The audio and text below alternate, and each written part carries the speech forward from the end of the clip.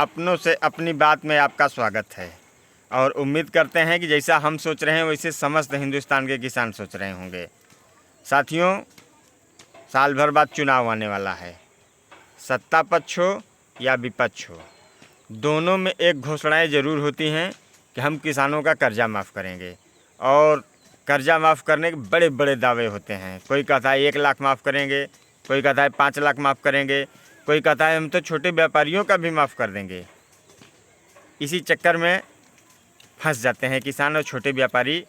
बैंकों का कर्जा बढ़ता रहता है, ब्याज बढ़ती रहती है और वो कम से कम साल 1.5 साल नहीं दे पाते चुनाव के इंतज़ार में कि और हर सरकार हर पार्टी यही कहती है कि हम माफ़ ज़रूर करेंगे, लेकिन किसी का माफ़ नहीं। वो लोग आपको धोखा देते हैं और वादा करके मुकर जाते हैं। हर सरकार यही कहती है कि हम माफ़ करेंगे।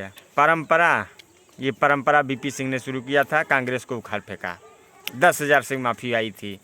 उसके बाद मुलायम सिंह ने इसको आगे बढ़ाया, वो बोले 50,000 माफ़ करेंगे।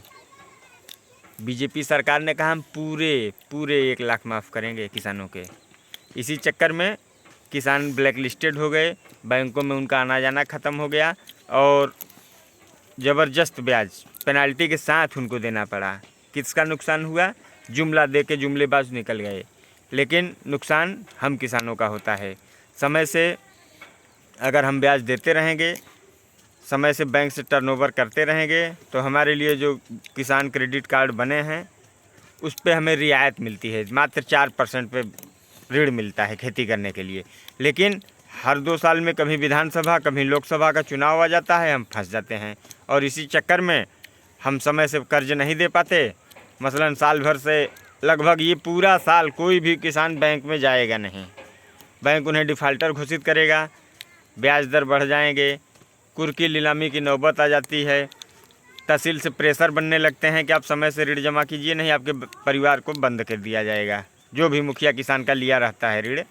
और ऐसे में हम लोगों का ही नुकसान होता है। दोबारा हम ऋण लेने जाते हैं तो डिफ़ाल्टर की श्रेणी में आ जाते हैं, फिर से हमें पूरे कागज़ बनवाने पड़ते हैं, 1,500 उसका नुकसान और माफ़ शायद 1-2% लोगों का होता हो और ढिढोरा फिर पीटा जाएगा कि हमने इतने लोगों का माफ़ किया, हमने उतने लोगों का माफ़ किया। लेकिन क्या बताइए, क्या इनकी माफ़ी से किसानों का कर्ज लेना छूट गया? किसान कर्जदार नहीं है, सब कुछ हो रहा है, लेकिन ये लोग नहीं कर पा रहे हैं, माफ़ नहीं कर पा रहे हैं। फिर झुंझुना देंगे, अब देखते रहिएगा। बीजेपी भले न दे इस बार तो राहुल गांधी देंगे और तमाम क्षेत्रीय विपक्षी पार्टियां देंगी कि हम आपका कर्जा माफ़ करेंगे, और माफ़ करने वाला कोई नहीं है। माफ़ जिस दिन ये कर देंगे, किसानों को सुविधाएं दे देंगे, तो हमें कर्ज लेने की ज़रूरत ही नहीं पड़ेगी। जय धरती माता, जय हिंद।